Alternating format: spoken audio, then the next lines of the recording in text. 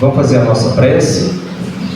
Gostaria de convidar a todos, quem quiser ficar de pé, né? Depois nós vamos ficar um tempinho maior sentado, para a gente dar uma relaxada nos braços, nas pernas e cantar juntos a oração do Pai Nosso. Lembrando que nesse momento onde a gente canta o Pai Nosso, essa oração, os nossos irmãos médios já estão estudando o Evangelho desde manhã, estão se preparando durante toda a semana para os trabalhos que acontecem nessa casa, nesse dia de hoje. E nesse momento do Pai Nosso é onde muitos irmãos nossos desencarnados conseguem perceber, sintonizar com os médios e passar ali o recado que tantos de nós procuramos. Tá bom? Então vamos cantar junto a oração do Pai Nosso.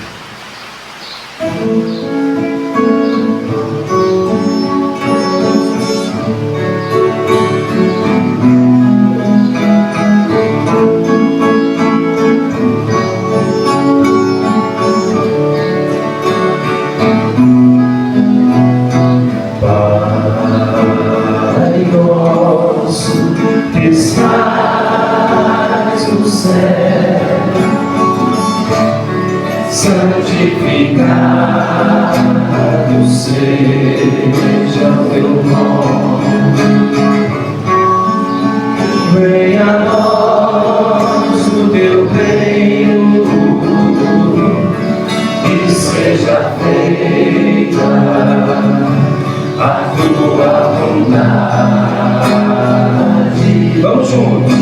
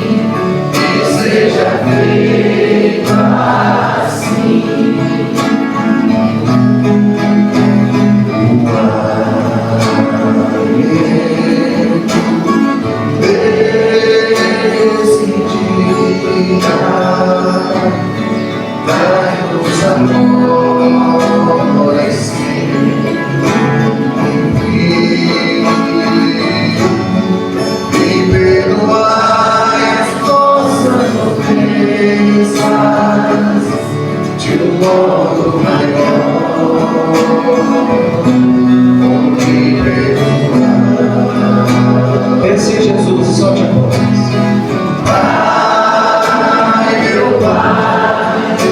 Meu Pai do céu, meu Pai do céu, eu quase esqueci que teu amor vela por mim,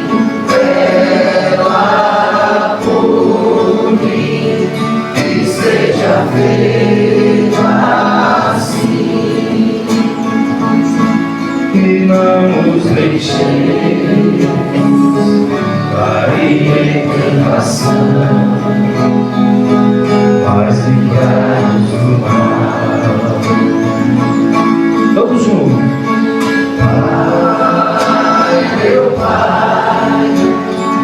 Pai do céu, meu Pai do céu, eu quase esqueci.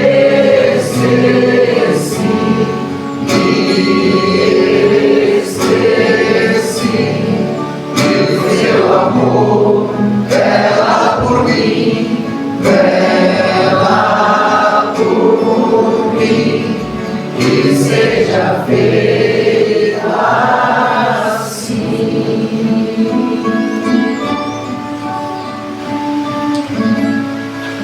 Graças a Deus, que assim seja.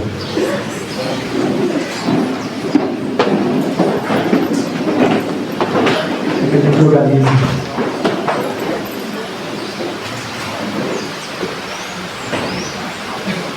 Até que a gente organiza aqui o palco, gostaria de chamar, convidar a Ana Flávia. Salva de palmas para a Ana Flávia. Ana Flávia é a nossa jovem de evangelização da Mocidade Espírita. Quer vir aqui também, Ronaldinho, não? Vai acompanhar daí? E a Ana Flávia tá com esse trabalho aí de apresentar eventos, palestrantes. Trabalho importante, hein? Tô gostando, hein? Tomara que você continue por muitos e muitos anos. Que nós já estamos ficando velhinhos, né? Bom dia a todos. Bom dia. Vim introduzir o Adeilson. Adeilson Salles é um médium, escritor, filósofo e psicanalista. Poeta premiado pela Prefeitura Municipal de Guarujá, São Paulo. Até o momento tem 103 livros publicados para crianças, jovens e adultos. Alguns de seus livros infantis foram traduzidos para a língua inglesa e adotados em escolas públicas e particulares. É requisitado para palestras em todo o Brasil e no exterior. O êxito de seu trabalho se reflete na participação nas grandes bienais internacionais do livro, assim como nas maiores feiras do livro do Brasil. Realiza palestras em escolas, universidades, empresas e centros espíritas. Diretamente de Lindóia, Adeilson Salles, trazendo o tema Um Céu para Meu Filho.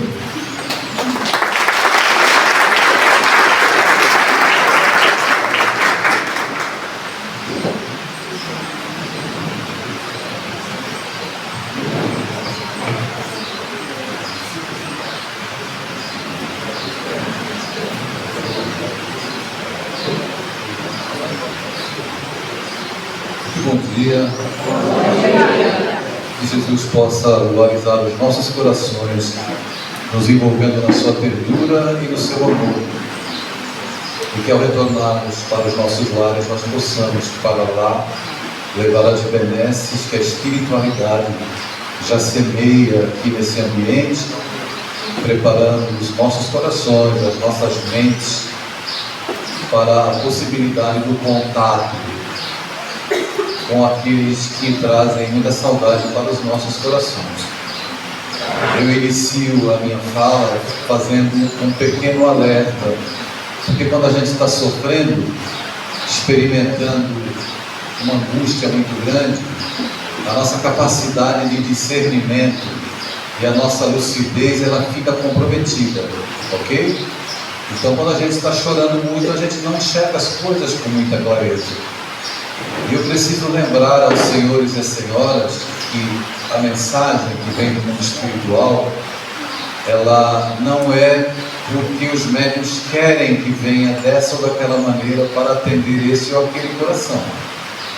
São mensagens de espíritos que naquele momento estão com a possibilidade de se comunicar.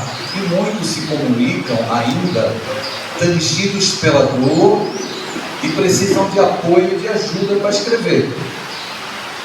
Mas eu quero salientar, e eu queria te perguntar, você não precisa me responder, eu gostaria que você pensasse sobre o que eu vou lhe dizer. A grande carta que o seu ente querido tem para você, ela já está escrita no seu coração, pela convivência que você teve com esse ente querido. Essa é a grande carta.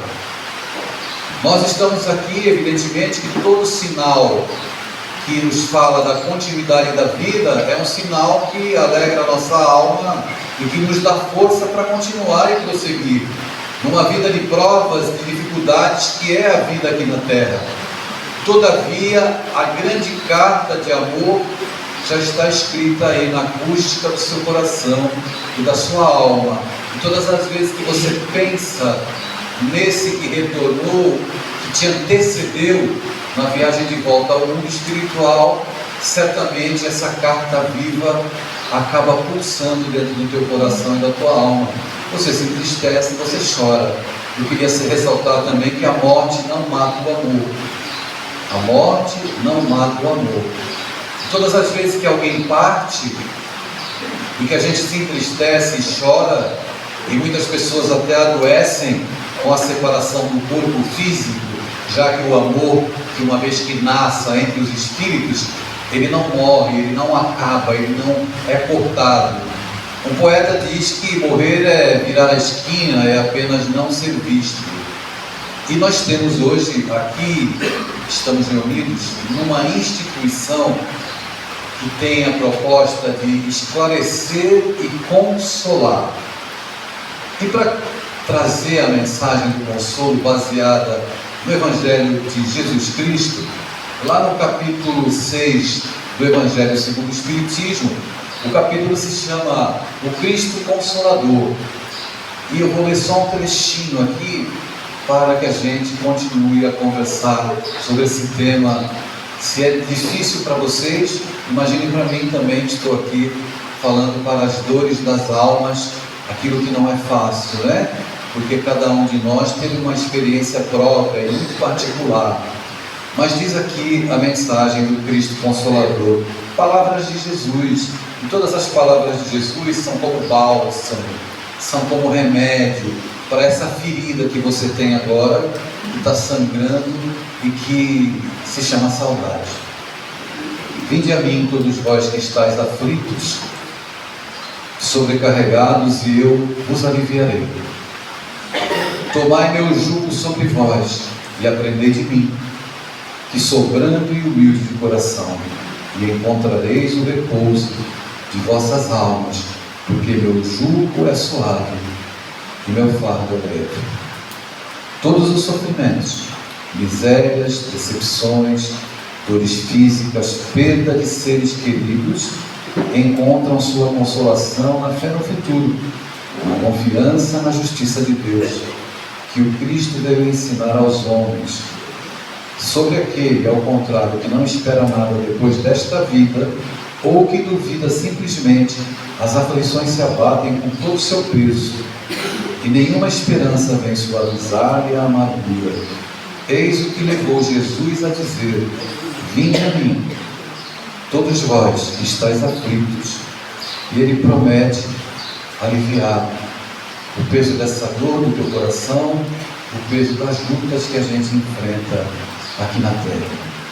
Se existe um benefício que o Espiritismo trouxe para a humanidade, e os nossos irmãos aqui que interpretaram tão lindamente as canções, eles iniciaram falando de Chico Xavier, que é a expressão para nós, espíritas, da caridade de alguém que tem desprendimento. E por ser como era um canal perfeito, era um carteiro de Deus, um carteiro para as mães, um carteiro para os pais, um carteiro para os irmãos. Ele entregava cartas com amor e trazia para nós a mensagem da sobrevivência do espírito à queda do corpo físico.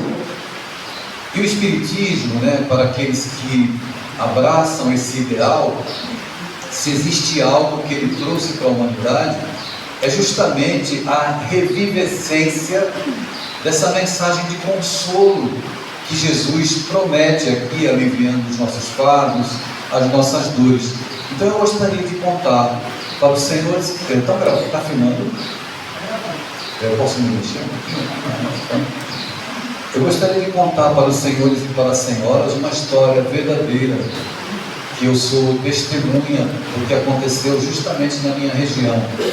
A minha amiguinha me apresentou como sendo de Lindóia, mas eu hoje moro atualmente em Serra Negra. Mas eu sou do Guarujá, litoral de São Paulo. Nasci lá e vivi lá até bem pouco tempo atrás. A 32 quilômetros da cidade do Guarujá tem um município chamado Bertioga. Não sei se alguém aqui conhece, que também é uma cidade praiana. E foi numa madrugada do ano de 2006 que um casal recolheu-se para dormir junto com um filho adolescente de 13 anos, mas eles tinham uma filha adolescente de 16 anos. A cidade de Bertioga naquela época era uma cidade que não oferecia uma estrutura escolar muito grande. Era uma cidade que havia se emancipado de Santos porque Bertioga pertencia a Santos e ainda estava nos primeiros passos da independência como município. E não havia uma estrutura escolar muito grande. Então, os alunos, os jovens, os adolescentes precisavam sair de Bertioga para estudar em cidades vizinhas. Então a prefeitura oferecia transporte, uma van, um ônibus, que levava os estudantes para outras cidades, como Guarujá, e depois a van e o ônibus trazia de volta para a cidade de Bertioga. Naquela noite, o casal decidiu recolher-se por volta das 22 horas. O filho também recolheu-se e a filha, Ana Cláudia, ela chegaria em casa por volta das 23 horas, 23h30 aproximadamente. O casal dormiu, adormeceu e acordou assustado por volta de 2 horas da manhã. Às 2 horas da manhã, tocaram a campainha e eles foram expulsos do sono. Ela levanta-se, a mãe, porque as mães são esses seres que eu sempre digo que precisam ser estudados pela NASA, porque são os únicos seres que dormem com o olho aberto e o olho fechado. Assim são as mães. A mulher, quando sabe que ficou grávida, ela já começa a pensar: nossa, quando meu filho nascer, eu vou andar com um pedaço do meu coração pelo mundo, fora do corpo. Assim são as mães. Ela toma de um salto, então, e já se põe de pé. O marido acorda mais lentamente, porque os homens são mais lerdos mesmo, e ela já está na porta do quarto para ver se os filhos estavam descansando. Enquanto isso, o marido está tentando encaixar os dedos do chinelo lá, na havaiana, no quarto, coitado. Mas, quando ela chega no quarto, a filha não estava. Ela olha no relógio, 2h30 da manhã. Então, ela desce, porque era uma casa assobradada. Ela desce as escadas e à medida que ela vai descendo os degraus, ela já percebe que um luminoso intermitente vai clareando a sala, iluminando e apagando, iluminando e apagando. Ao chegar na sala, a janela grande, aquele luminoso intermitente ganhava mais força. Então ela abre a porta, e quando ela abre a porta, tem um oficial da Polícia Rodoviária do Estado de São Paulo à porta. Ela sai à frente e o marido chega agora. Então o oficial não se dirige a ela, se dirige ao marido e pergunta assim: aqui é a residência da Ana Cláudia? E antes que o marido pudesse responder, porque eu já disse que os homens são lerdos, ela respondeu: sim, aqui mora a Ana Cláudia e eu sou a mãe dela. O policial é tomado de um certo incômodo, porque ele sabe a força do amor de uma mãe, ele sabe que existem coisas que para uma mãe é muito difícil da gente falar. Quando eu fazia as coisas erradas, eu não tinha coragem de levantar os olhos para falar com a minha mãe. Então eu falava com a cabeça baixa. Quando eu era criança, que eu caía, eu ralava os meus joelhos. Então eu corria para minha mãe, e a minha mãe assoprava os meus joelhos. Depois ela passava metiolate e expulsava meu espírito do corpo. Aí eu voltava para o corpo, Ronaldo. E o metiolate eu tinha a impressão que era para me dar uma bronca para parar de fazer bagunça. As mães são assim. Esses seres que têm um lugar na nossa alma, no nosso coração. E você que é mãe sabe muito bem o que eu estou falando. Então o PM teve dificuldade, ele se dirigiu de novo ao pai da Ana Cláudia. Aconteceu um pequeno acidente e eu gostaria que o senhor me acompanhasse. E ela já se colocou à frente: se acontecer um acidente com a minha filha, eu irei junto. Eu preciso ressaltar que ela era espírita. Ela é espírita. E aí, imediatamente, ela entra, pega um casaco, coloca sobre os ombros, o pai a acompanha, eles entram na viatura. Então, sem ter mais como ficar maquiando a situação, o oficial se dirige ao pai e diz assim: ocorreu um acidente na estrada Mogi-Bertioga, mas a minha filha ela vem na van escolar e as vans do município chegam na hora certa. Naquele dia Ana Cláudia não veio na van, ela pegou carona com o pai de uma colega de classe.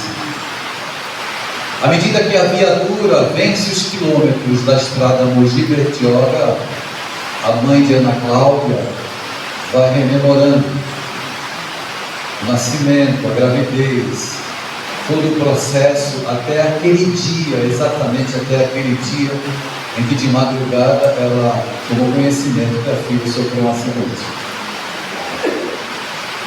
A viatura chega na estrada, num ponto onde haviam outras viaturas, e eram vários luminosos, da polícia, dos bombeiros, dos paramédicos. Então ela desce do carro e o policial salta na frente. Minha senhora, aguarde aqui, não vá até o carro. Ela diz: não, se a minha filha sofreu um acidente, eu preciso ver a minha filha. Ela é mãe e espírita. E o pai se coloca ao lado. E todas as pessoas envolvidas naquela ocorrência param, ficam paralisadas naquele instante. E todos começam a observar aquela mulher que caminhava serenamente em direção ao veículo acidentado. Alguns outros policiais se acercam, tentando dizer para ela que era melhor ela não ir até o carro. Mas ela foi. Ela chega no carro e o corpo da filha está lá. Para surpresa de todas as pessoas, ela segura na mão da filha e diz assim: minha filha, tenha calma. Eu sei que o seu avô está aqui e está lhe ajudando e lhe acolhendo. Tenha calma.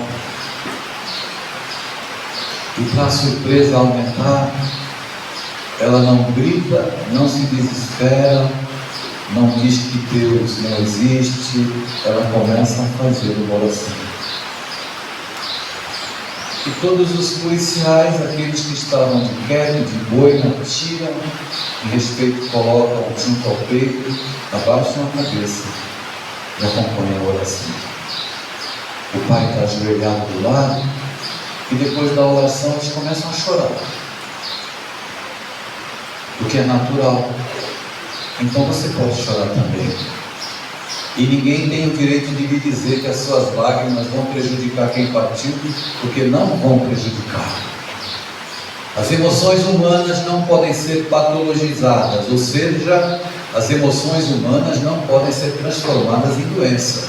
Ninguém é doente por ficar triste, mas você pode ficar doente se você viver triste sempre.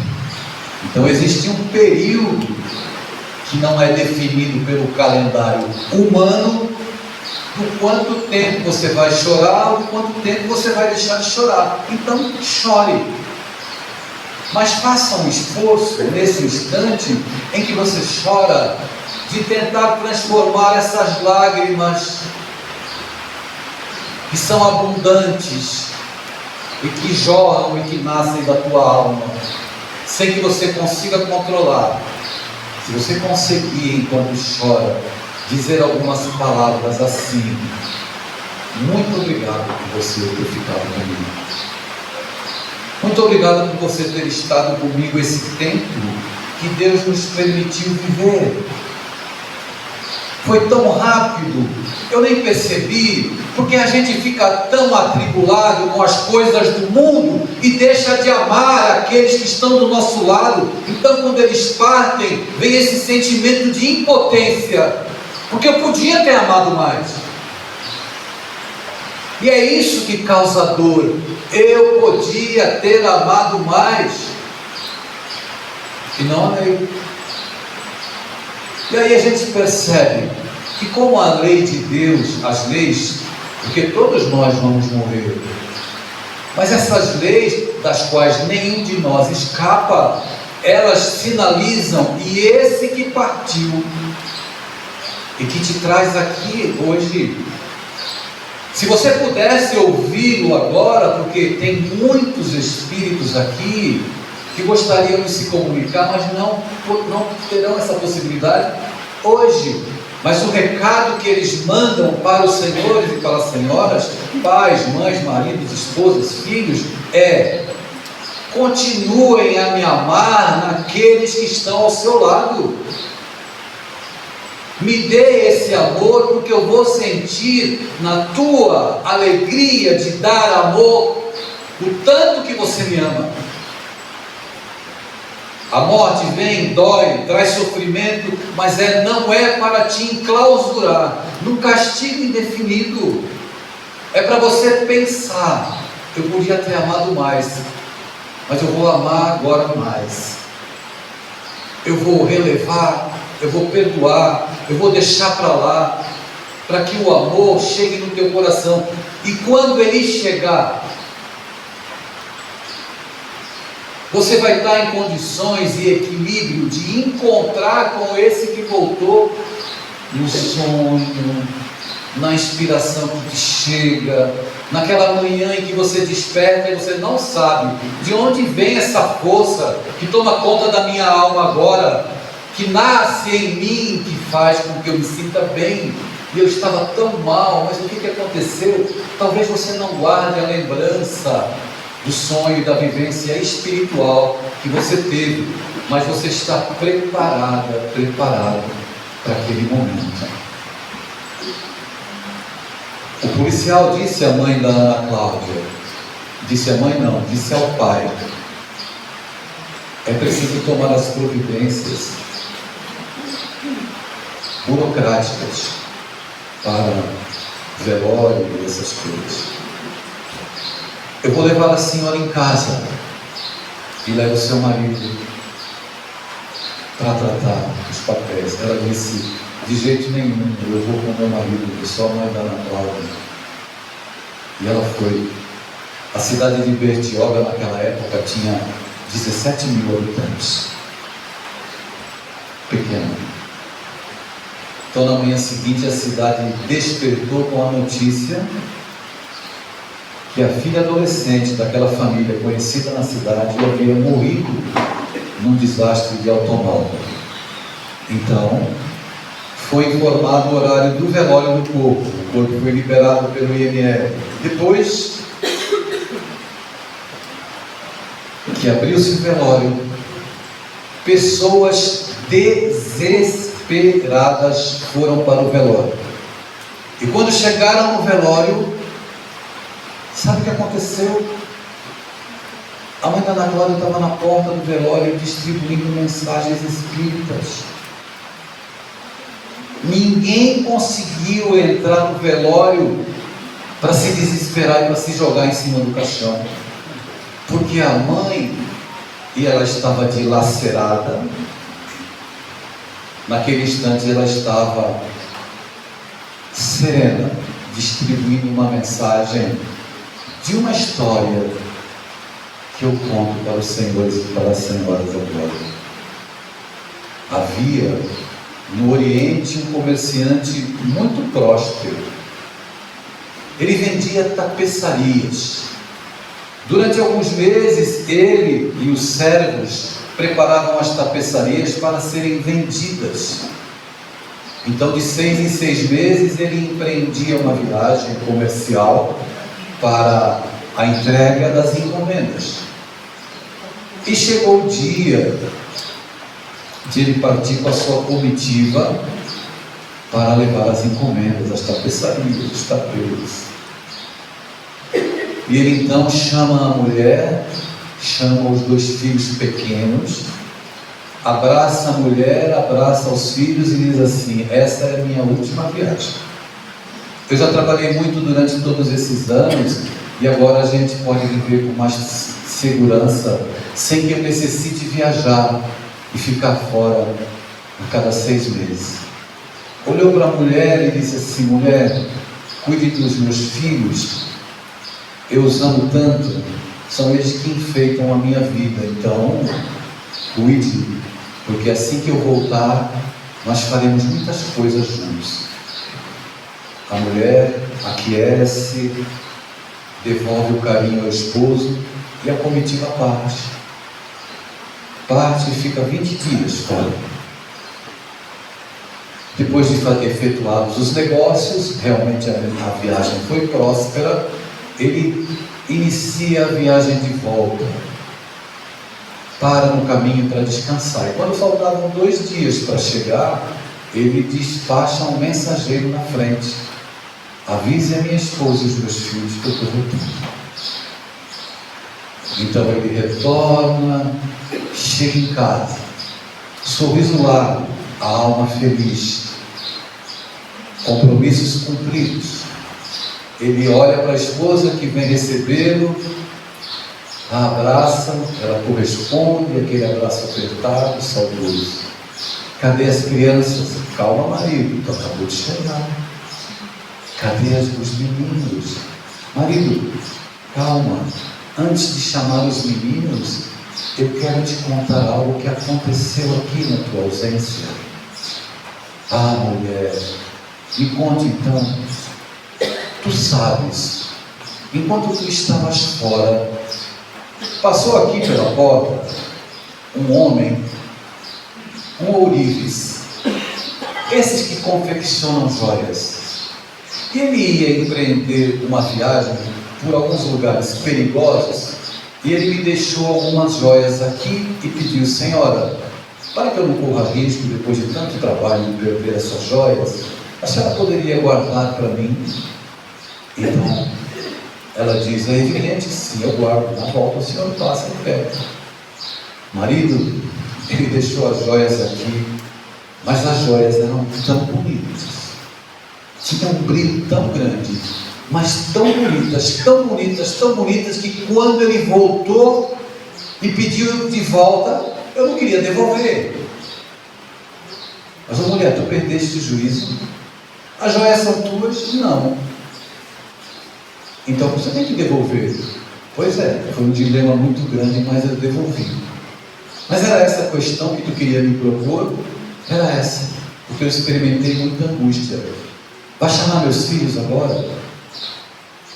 Meu esposo, enquanto tu estavas fora, o ourives divino veio aqui e pediu as nossas 2 joias. Eu não queria devolver, mas as joias são de Deus. Ele passou, pediu as joias e eu devolvi. Foi um acidente. Então o marido sentou, respirou, recebeu aquela declaração de amor da mulher, porque era uma declaração de amor. E todas as pessoas que se aproximam de você têm uma palavra, mesmo às vezes sem ter muito jeito de falar, querem minimizar o sofrimento que possivelmente você experimente, mas eu te falo de uma maneira poética, que Deus é o grande ourives divino, celestial, e Ele pede as suas joias de volta, porque antes de serem nossos filhos, nossos pais, nossos irmãos, todos são filhos de Deus. E isso é uma verdade nessa vida aqui na terra. Se existe uma verdade, essa é uma verdade, que mais cedo ou mais tarde todos nós teremos que nos despedir de alguém, ou nós mesmos teremos que pegar o nosso banquinho e sair de mansinho da vida material. Há muitos anos atrás, a minha vivência pessoal, eu fui despertado no domingo de manhã pelo telefone que tocou. E quando eu atendi, era o meu irmão mais novo.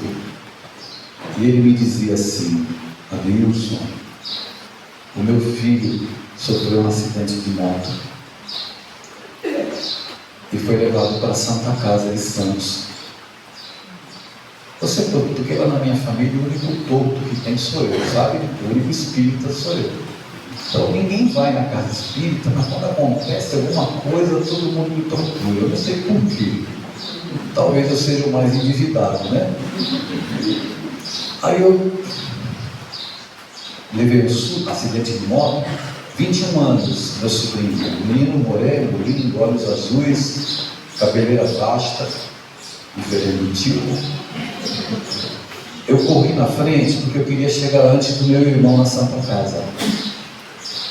Porque se tivesse acontecido algo pior, eu queria estar lá para recepcioná-lo e abraçá-lo, né?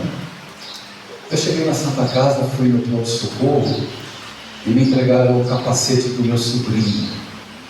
O capacete todo quebrado, ensanguentado. Ele bateu no poste e teve morte instantânea.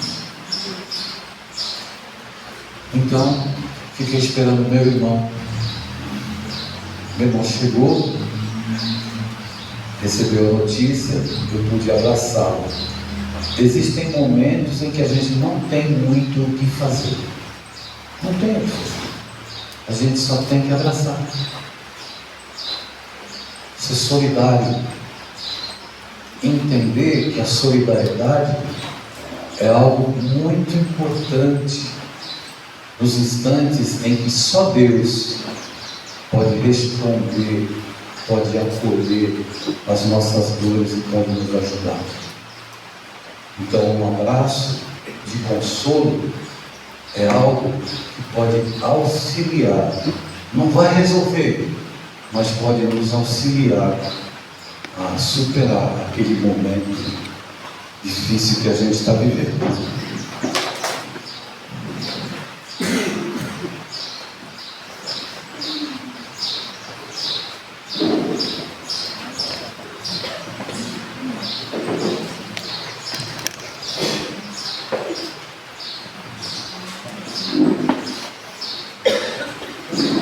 Abraçar a todas e todos, não só posso abraçar elas, né?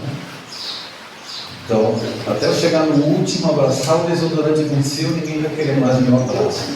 Então, sintam-se abraçados através dessa amiga, porque Deus quer abraçar a todos.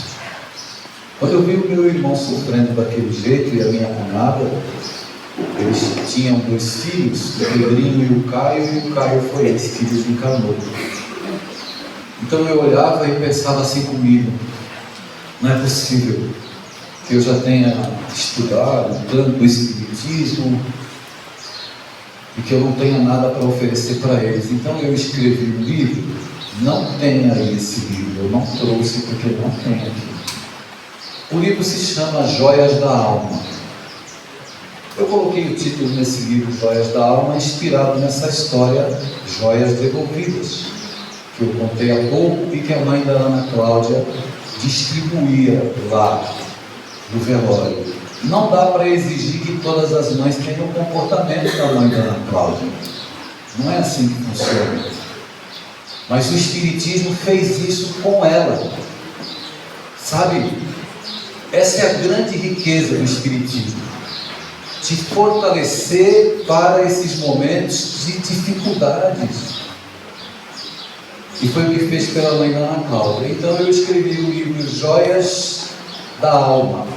E eu vou perguntar para as mães aqui: os vossos filhos são as joias das vossas almas? Sim. São, né? Muito bem. Se os filhos são as joias das vossas almas, as mães são o quê? As mães são o porta-joias de Deus. Você, mãe, você é um porta-joia de Deus. E Ele deposita as joias dele no teu útero, para que elas venham para esse mundo e que elas ganhem mais brilho. E o brilho que essas joias ganham é pelo amor que a gente dá. Então você está aqui na terra como representante de Deus. Nós não sabemos o que poderia acontecer na vida daqueles que nós amamos se eles permanecessem aqui na terra. Dentro da nossa dificuldade de entender o amor de Deus, entender a vida, a gente quer reter tudo para nós.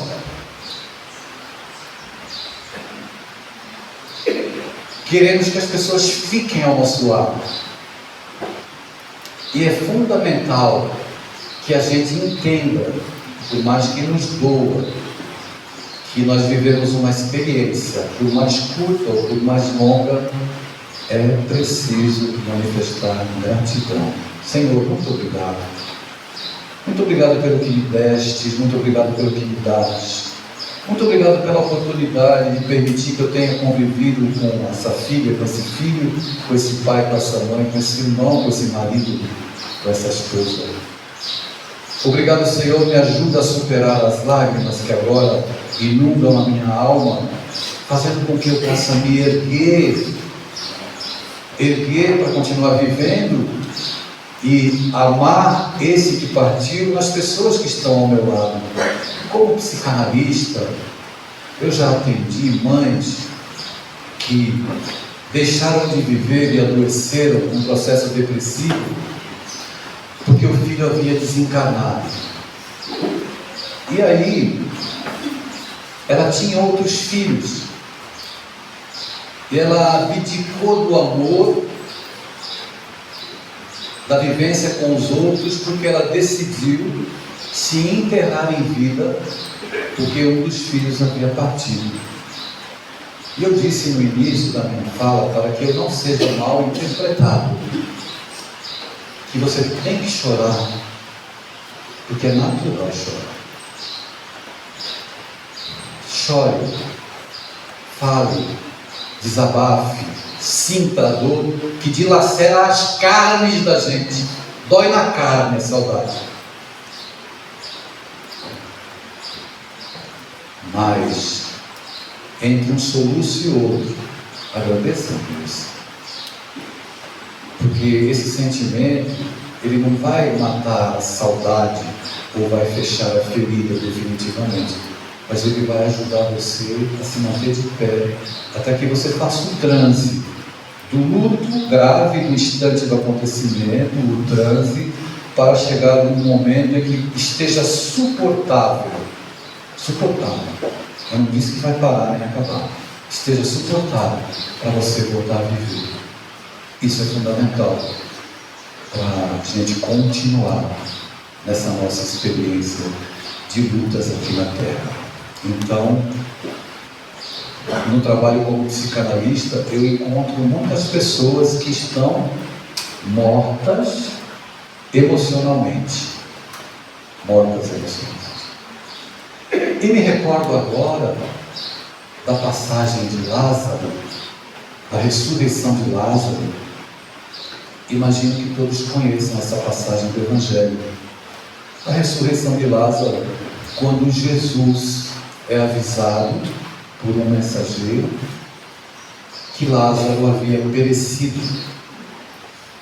Então Jesus, olha que interessante, parece até paradoxal e estranho, quando ele sabe da notícia de que Lázaro havia morrido, ele chora. Jesus chora 3 vezes no Evangelho, 3 vezes que estão registradas. Quando ele recebe a notícia de Lázaro, quando ele contempla Jerusalém, ele diz: ó Jerusalém, Jerusalém, que rejeitas os teus profetas. Ele chora.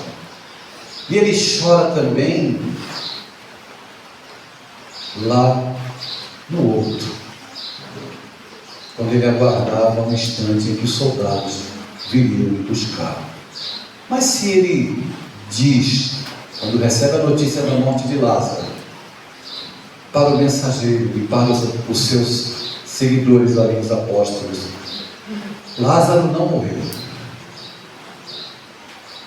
O que parece ser a morte é apenas para a glorificação do reino de Deus. E ele vai, retorna depois de 2 dias, e os apóstolos estranham. E quando ele chega a Betânia, Marta vem até ele e diz: Senhor, se tu viesses antes, o meu irmão não tinha perecido. Então ele pede para ser levado ao sepulcro de Lázaro. E todo mundo estranha. Naquela época não tinha WhatsApp. Mas a muvuca, porque a fofoca é de todos os tempos, né? Os fofoqueiros da época: olha, ele disse que vai lá no sepulcro, ele disse que é profeta, vamos todo mundo. Jesus foi e a muvuca do povo atrás. E chegando lá, a irmã de Lázaro, Jesus pede para retirar a pedra. Retirem a pedra. E a irmã de Lázaro diz assim: Senhor, traduzindo com bom português hoje, mas ele já está fedendo, faz 4 dias. E Jesus pede para remover a pedra. Eu gostaria que eu e você agora fizéssemos uma viagem no tempo, até a Palestina. Todos nós estamos diante do sepulcro de Lázaro e Jesus pede para remover a pedra. Mas Jesus está pedindo para remover uma pedra, olhando para você e dizendo para você: remova a pedra que está sobre o seu coração, enterrando suas esperanças, enterrando sua vida, lhe adoecendo, lhe tornando depressivo, depressiva. Remova a pedra. E a pedra do sepulcro de Lázaro é removida. Aí depois ele diz assim: Lázaro, venha para fora. Não foi isso que o Evangelho disse? Lázaro, venha para fora. Qual é essa mão? Bianca?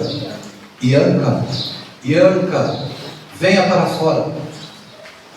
Venha para fora da queixa, da lamentação, da reclamação, da revolta, da inconformação. Venha para fora. Como é seu nome? Daniel, venha para fora, Daniel. Venha para fora, porque existe o sol da imortalidade. O sol da imortalidade está sobre a sua vida, está sobre a vida de quem partiu. Esse sol. Existe também o sol do seu amor, que alcança esse que partiu. Então Jesus está chamando vocês todos, nós todos, pelo nome. Venham para fora. Venham para o sol do meu amor. Venham ao meu encontro, porque o meu jugo é leve, para amenizar o teu sofrimento, para dizer para você: acalma o coração, espera um pouco. Não lute contra uma corrente que você não tem forças para suportar. Tem momentos na vida que a tempestade é tão intensa que a gente precisa se abrigar. A gente não tem força. Nosso guarda-chuva é muito pequenininho diante da tempestade que se anuncia no horizonte da nossa existência. Então, Jesus está dizendo: venha para fora. E Lázaro saiu. E quando Lázaro sai, o povo fica enlouquecido. Jesus ressuscitou Lázaro. Se Lázaro estivesse morto, ele não seria ressuscitado, porque Jesus não derroga as leis naturais. Existia um fenômeno que não era conhecido na época, chamado de catalepsia, em que os batimentos cardíacos do ser humano e o metabolismo, ele se diminui a tal ponto que naquela época não existiam aparelhos para identificar que a pessoa estava morta ou não. Não dava para comprovar a morte cerebral naquela época. Jesus, como o cientista dos cientistas, o médico dos médicos, aquele que direciona e dirige este planeta, esta grande escola, E este grande hospital sabia, Lázaro não estava morto. A gente aprende com o Espiritismo que no instante em que o espermatozoide fecunda a célula ovo, ali começa a reencarnação. Os laços começam a ser ligados. As células orgânicas ligadas no corpo espiritual. Mas quando a morte acontece, todos esses laços cortam. Então a morte acontece. Mas Lázaro não estava morto. Quando a gente sofre, a gente experimenta uma espécie de morte. A gente se enfraquece, principalmente quando existe alguém que a gente ama e que não vai pousar mais os nossos olhos. Então Jesus hoje, para aqueles que receberem a carta, para aqueles que não receberem a carta psicografada, mas existe uma carta de Jesus para cada coração, para todos que estão aqui nessa manhã, onde Ele está dizendo para você vir para fora, não fique dentro do sepulcro. Ame, mas entenda, existem momentos em que nós precisamos nos recolher. Pessoal, posso continuar? Pode ou não? Sim. Tá certo. Nós temos alguns minutos ainda, vamos me aguentando aí, tá bom? Se você não aguentar, vai orando por mim, daqui a pouco eu acabo. É que o assunto é difícil de trabalhar. Se coloque aqui no meu lugar, vem aqui falar um tantinho por mim, que eu deixo. É um assunto denso, né? O que a gente tem que tentar falar, consolar e levar esperança. Então as mamães, os porta-joias de Deus, entendam que você guardou uma joia, me perdoe a palavra forte, que não era sua, lhe foi emprestada. Foi emprestada. Os filhos são empréstimos. Até mesmo as pessoas que nós convivemos são pessoas que estão ao nosso lado e que vão ficar durante um ciclo, e depois desse ciclo elas vão seguir os seus caminhos.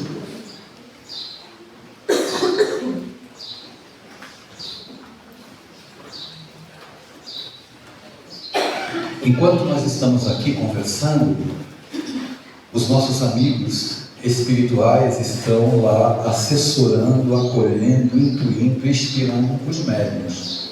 O trabalho ele precisa de sintonia elevada.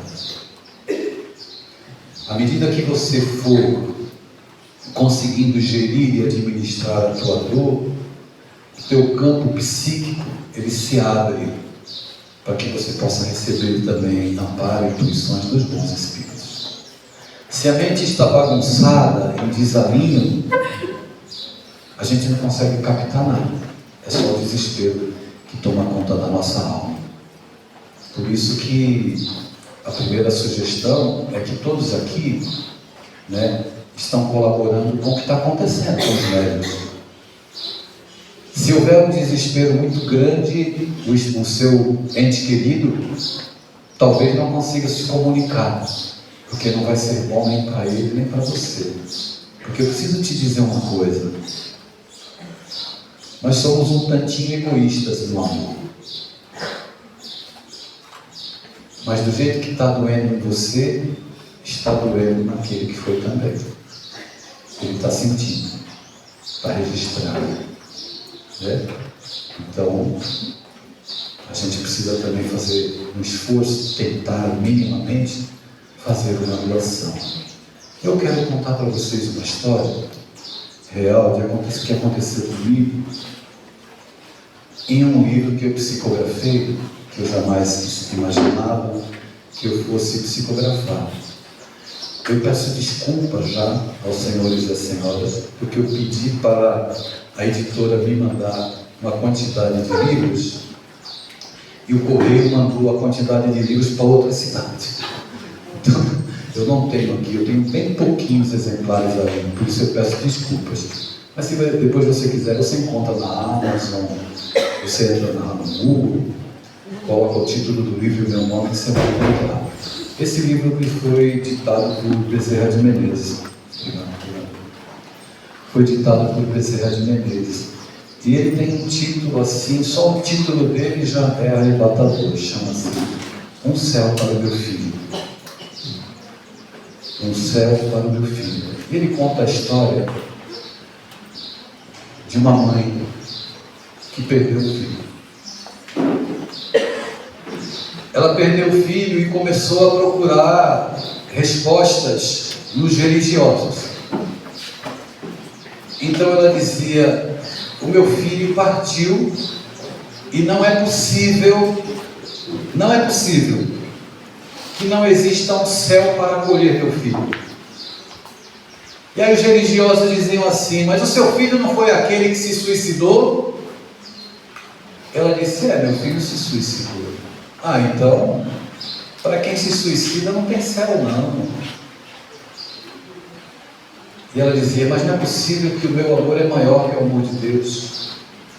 Deve existir um céu para o meu filho. E os religiosos davam para ela essa mensagem de desesperança. Então eu disse no começo que as mães têm que ser estudadas pela NASA, porque é um caso sério as mães. Ela começou a orar, a fazer prece. Ela era católica, ia para a igreja, se ajoelhava lá na igreja e ficava orando. Um dia disseram para ela que tinha um tal de Bezerra de Menezes, que era um espírito muito bondoso, que atendia todo mundo, que fazia muita caridade. Quando disseram para ela Bezerra de Menezes, sabe o que ela fez? Porque mãe é danada mesmo, né? Começou a rezar para Bezerra também. Rezava para tudo que era santo do ano inteiro, e entrou Bezerra. E quando ela começa a orar para Bezerra, com a potência do amor que só uma mãe tem, nos postos no mundo espiritual que registram as preces e as orações, quase saiu fumaça dos aparelhos.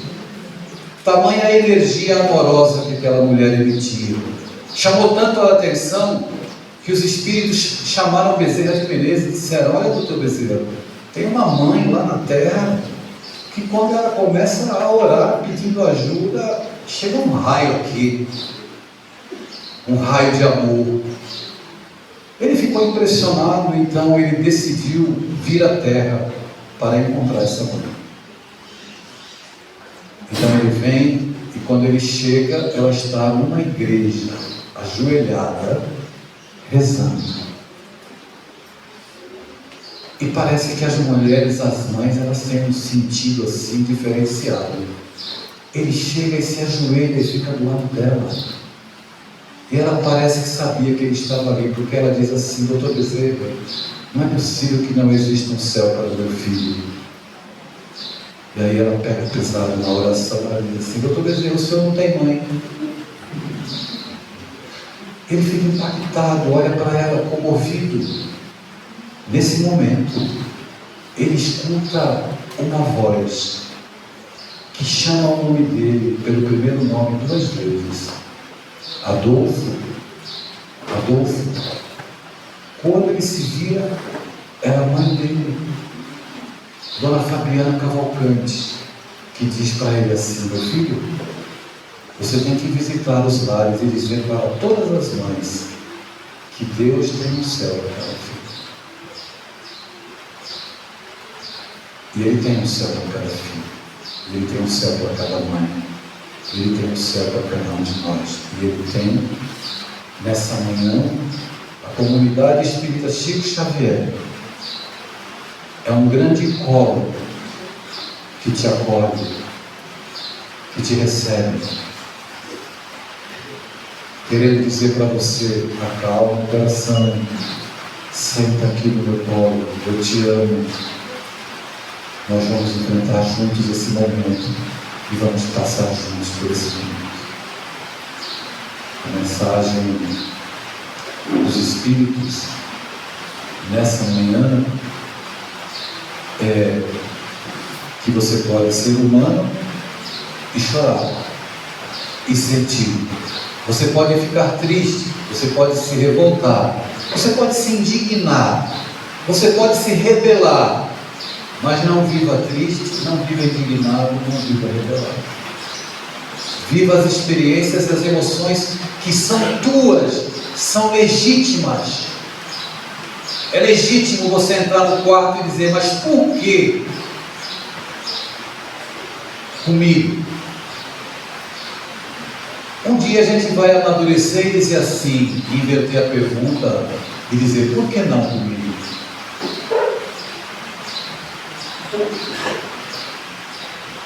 Mas nós, segundo um amigo meu, nós só conseguimos enxergar Deus através das lágrimas. Olha que interessante. Quando você vai no oftalmologista, quem usa óculos como eu sabe, tem consulta que você vai lá e ele já fala: vou ter que dilatar os seus olhos. Não é assim? E quando ele fala isso para mim, eu já fico aborrecido, né?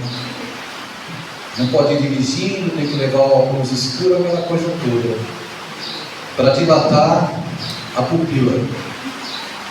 Na vida real, as lágrimas são o colírio de Deus, que dilata a nossa pupila para a gente enxergar a vida como a vida é.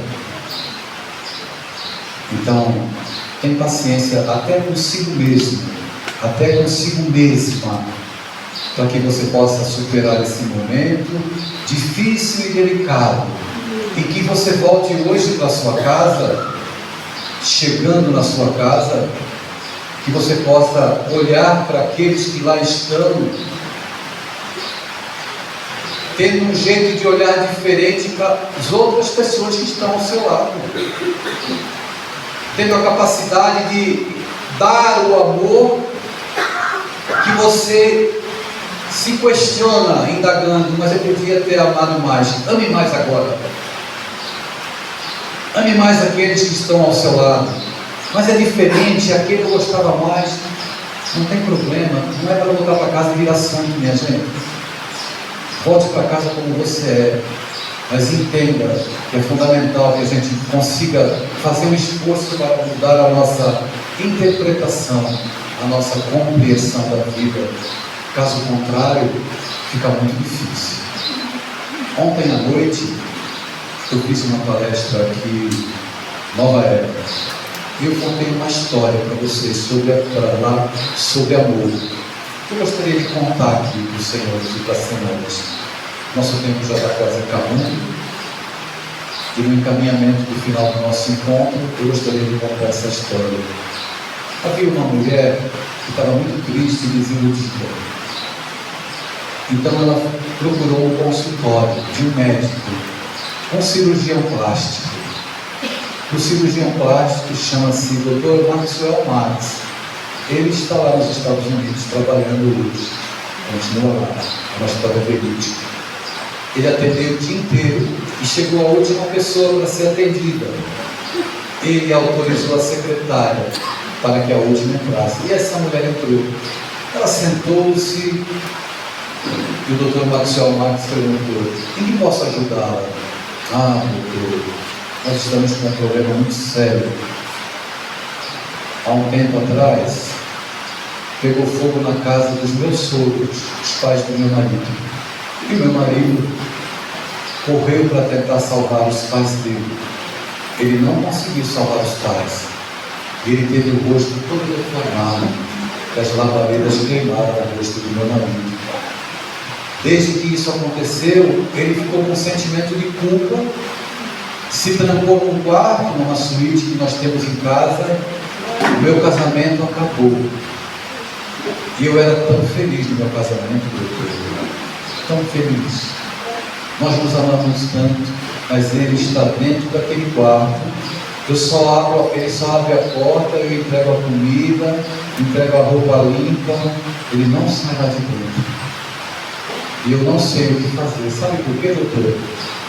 Eu já quis levá-lo em 2 cirurgiões plásticos e ele não aceita. O doutor Maxwell Maltz teve um espanto e disse: mas se ele não aceita aí os outros 2 cirurgiões, por que ele vai aceitar vir aqui comigo? Eu não estou entendendo a senhora. Doutor, eu resolvi tomar uma outra atitude. Eu não quero que o senhor faça uma cirurgia no meu marido. Eu quero que o senhor deforme o meu rosto. Deforma o meu rosto para ficar igual ao dele. Quem sabe ele me aceita e o nosso casamento pode voltar a viver os dias felizes que nós experimentamos sempre. Eu estou para o seu amor, isso levou um susto. Não é possível que ela queira que eu deforme o rosto dela. Então, me leve até a sua casa. Ela levou o médico. Ele chegou lá. ela apontou: ele está aqui nessa suíte. Então ele bateu e disse assim: eu sou o Dr. Maxwell Max, cirurgião plástico, e vim aqui lhe propor uma cirurgia restauradora. Silêncio. Ele decidiu bater novamente a porta. Bateu. Eu sou o Dr. Maxwell Max e vim aqui lhe propor uma cirurgia restauradora. Silêncio. Nenhuma resposta. Então ele abriu, espalmou as mãos assim, bateu na porta com veemência e disse: a sua mulher foi me procurar e ela te ama tanto que pediu para que eu deformasse o rosto dela para ficar igual ao seu, para salvar o casamento.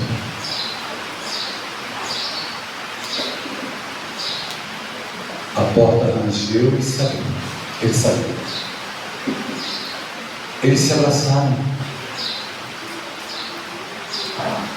Ele aceitou fazer a cirurgia. Ele fez 1, 2, 3, 4, 5, 6, 7 cirurgias no rosto.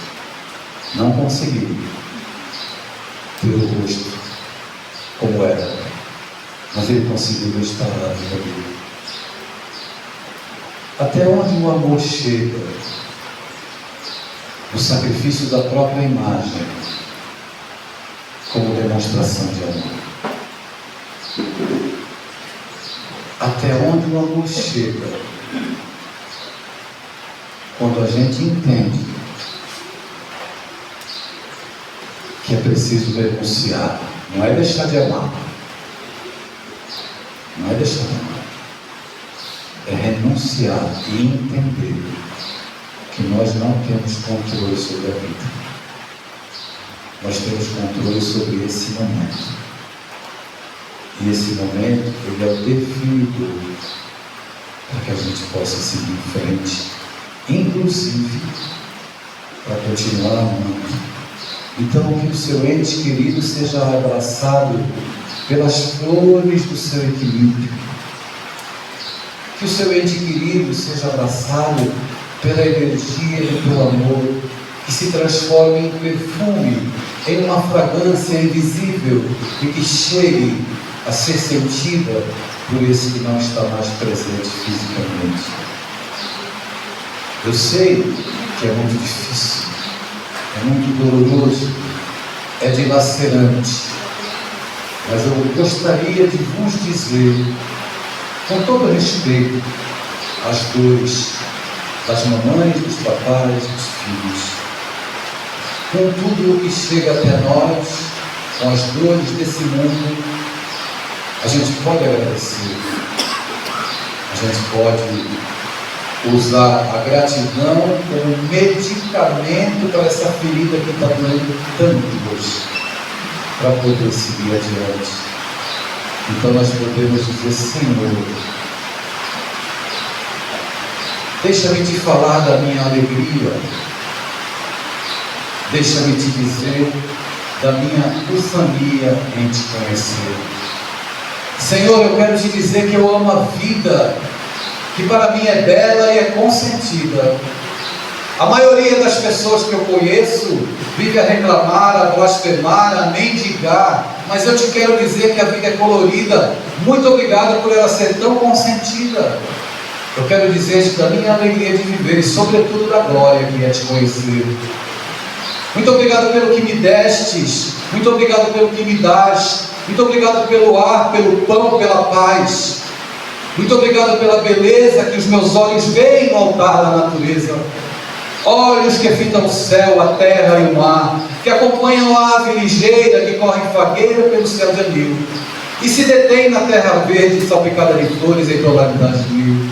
Muito obrigado, Senhor, porque eu posso ver o meu amor, mas diante da minha visão, pelos séculos, eu formulo oração, porque eu os vejo cair na solidão, tombar na desesperação.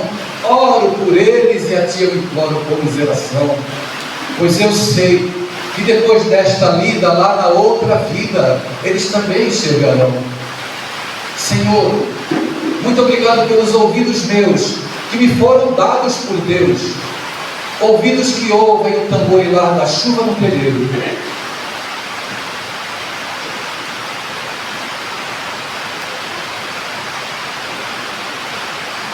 a melodia dos ventos nos ramos do salgueiro e as lágrimas que choram pelos olhos do mundo inteiro. Muito obrigado, Senhor, porque eu posso ouvir a música do povo que desce do morro na praça a cantar a melodia dos imortais que a gente ouviu uma vez e não se esquece nunca mais. A voz melodiosa, canórica, do boiadeiro e a dor que chora e que gera no coração do mundo inteiro. Pela minha faculdade de ouvir, pelos surdos eu te quero pedir, pois eu sei que depois desta dor, no teu reino de amor, eles também ouvirão. Obrigado, Senhor, pelas minhas mãos, as mãos que aram, que semeiam, que agasalham, mãos dos adeuses, mãos de sinfonia, de cirurgia, pelas benditas mãos da psicografia. Muito obrigado, Senhor. Também eu quero te dizer, pelos meus pés, que me levam a andar sem reclamar. Pelo meu corpo perfeito eu te quero louvar, porque eu vejo na terra amputados, paralisados, atrofiados, aleijados, e eu tenho o direito de andar. Pelo meu corpo perfeito eu te quero louvar, porque eu sei que depois dessa dor no teu reino de amor eles também bailarão, dançarão, sapatearão. Obrigado, Senhor, por fim, pelo meu lar. É tão maravilhoso ter um lar. Não é importante se esse lar é uma mansão, ou se é um ninho, ou se é uma casa no caminho, uma tapera, na favela, um bangalô, seja lá o que for. O importante é que dentro dele existe a figura do amor. Do amor de mãe ou de pai, de esposa ou de marido. Ou pelo menos a companhia de um cão, porque é muito triste viver o solidão. Mas se eu ou ninguém tiver para me amar, nem um teto para me agasalhar, nem uma cama para me deitar, nem aí reclamarei, pelo contrário, eu te direi. Obrigado, Senhor, porque eu nasci. Muito obrigado porque eu creio em Ti. Por todo o Teu amor, pelos senhores, pelas senhoras, pelos vossos filhos, maridos, esposas, pais e mães, na terra ou no espaço, aqui ou no mundo espiritual. Muito obrigado, Senhor.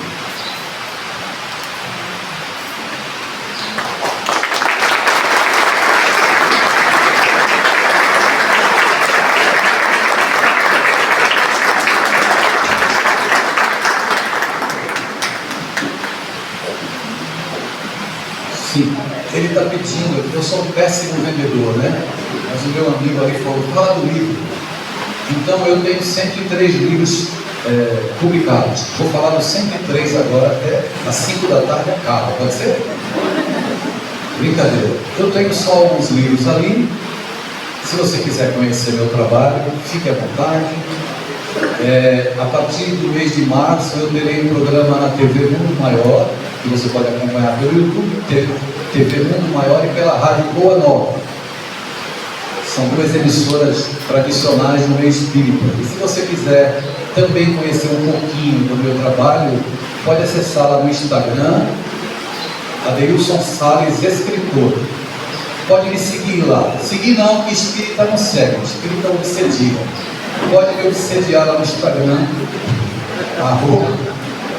@Adeilson Salles, escritor. O Senhor da vida há dentro do coração dos senhores e da senhora, acalmando as nossas dores e lhe dando forças para prosseguir. Muito obrigado.